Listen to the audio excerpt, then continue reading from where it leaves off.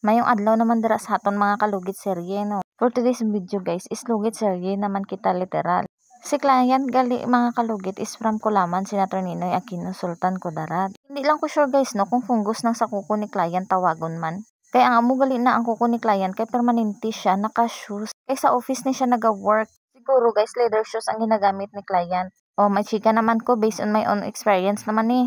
Kay before ako naging manicurista guys, is sa kaning ako nagatrabaho. Nang nagaumpisa pa ako sa kaning guys, ang akon nga butas guys is medyo gutok sa akon. Napansin ko guys, after mga pila ka bulan, kay syempre, more than 12 hours kami nakatindog kag nakabutas dito sa kaning. Basta tong una nga kaning gintrabahuan ko guys, super kadugay kami dito igo makagawas more than 12 hours ara kami sa sulod sang kaning. So balik ta sa kuko ko. After pila ka bulan guys, nakita ko ang kuko ko guys.